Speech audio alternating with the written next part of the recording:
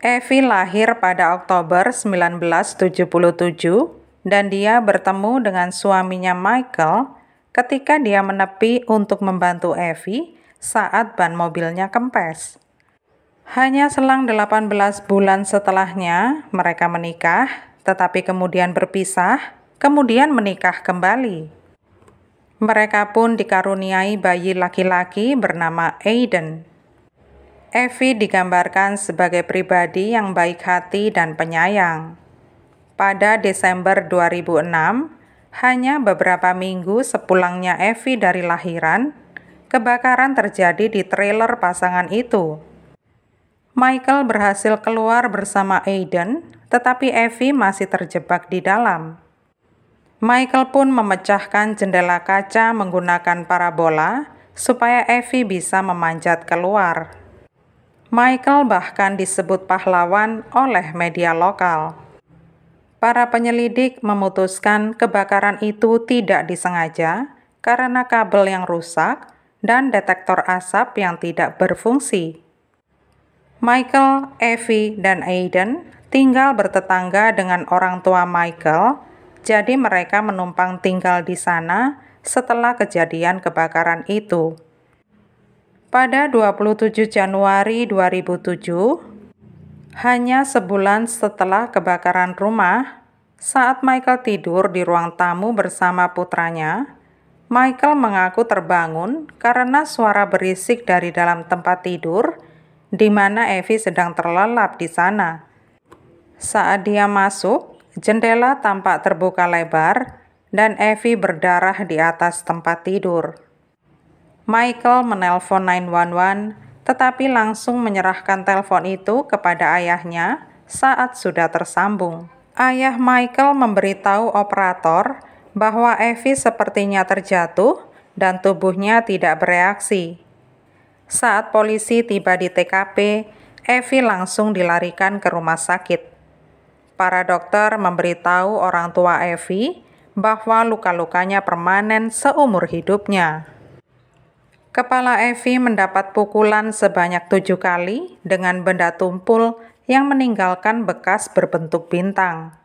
Bekas itu menunjukkan benda yang dipakai berbentuk bulat. Pada 31 Januari, alat bantu di tubuh Evie dicabut. Dia meninggal saat berusia 29 tahun. Polisi segera mendapati ketidakkonsistenan dalam cerita Michael. Bingkai jendela tampaknya telah dipotong dan diletakkan di bawah jendela. Malam pembunuhan itu terjadi pada musim dingin. Lapisan salju telah menutupi tanah, tetapi anehnya, polisi tidak menemukan jejak kaki baru jika memang ada penyusup masuk melalui jendela. Michael telah melaporkan serangan pada malam sebelum Evie diserang. Michael mengatakan dia sedang berada di gudang dan kepalanya dipukul seseorang. Ayah Michael menelpon 911 kala itu. Saat petugas tiba, tidak ada barang yang dicuri dari gudang ataupun dari rumah. Tas dan dompet Evie masih ada di sana. Polisi juga merasakan kejanggalan saat lapisan debu dan sekeranjang pakaian di depan jendela tampak tidak tersentuh. Kalau benar ada penyusup, pasti pakaian itu sudah terinjak-injak dan akan meninggalkan jejak di debu. Karpet tetap bersih tanpa ada jejak kaki, darah, atau kotoran dari luar rumah. Orang tua Michael mengatakan bahwa mereka sedang asyik menonton TV, jadi mereka tidak mendengar apa-apa. Adik Michael yang tinggal di ujung jalan mengatakan kalau suaminya memiliki 8 ekor anjing pemburu yang akan ribut menggonggong jika ada orang asing lewat. Saat polisi menggeledah rumah, mereka mendapati DVD player portable, pelumas, dan beberapa barang porno milik Michael. Catatan telepon Michael menunjukkan kalau dia masih sering berhubungan dengan mantan guru SMA-nya yang berusia 35 tahun, dan dia adalah seorang laki-laki.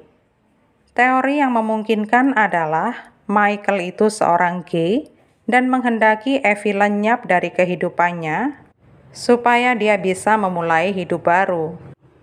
Keluarga Evie bahkan menyatakan sepertinya ini bukan pertama kalinya Michael mencoba membunuh Evie.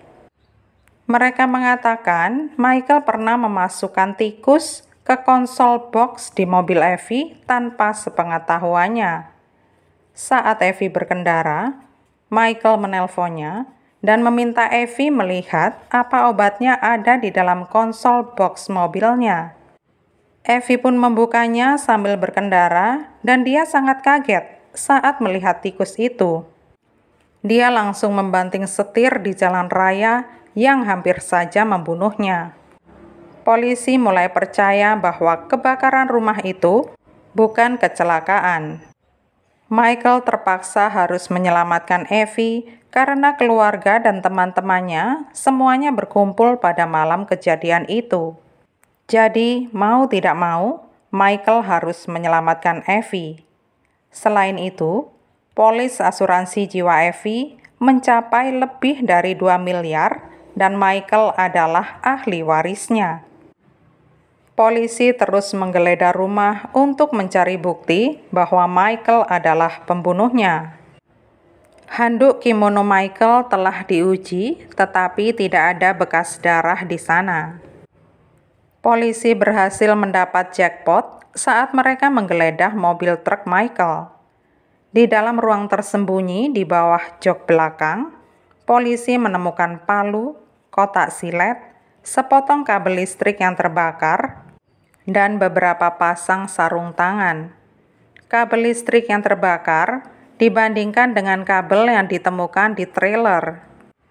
Ternyata hasilnya cocok. Darah Evie juga ditemukan pada palu.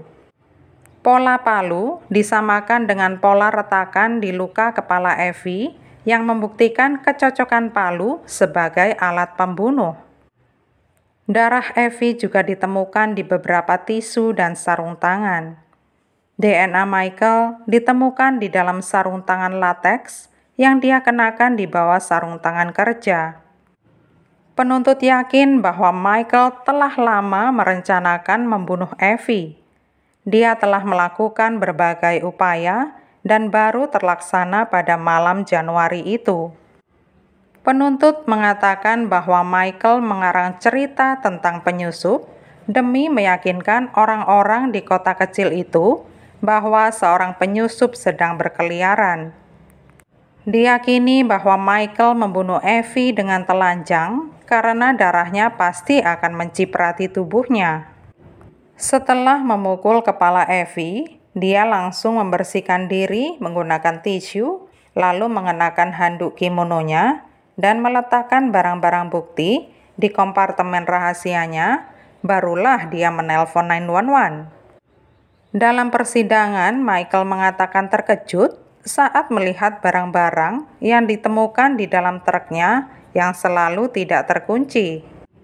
Dia mengatakan ada orang yang hendak menjebaknya. Pada Juli 2009, Michael dihukum karena pembunuhan tingkat pertama. Dia dijatuhi hukuman seumur hidup tanpa kemungkinan pembebasan bersyarat. Jaksa menyebut teori penyusup tidak masuk akal dan berpendapat bahwa Michael membuat serangan gudang demi mengatur panggung pembunuhan berencana. Yang menjadi pertanyaan adalah, mengapa penyusupnya tidak pernah mencuri apapun atau melakukan pelecehan terhadap Evie? Dan mengapa orang itu mau repot-repot berusaha menjebak Michael dengan menyembunyikan palu dan bukti-bukti lain di mobil Michael?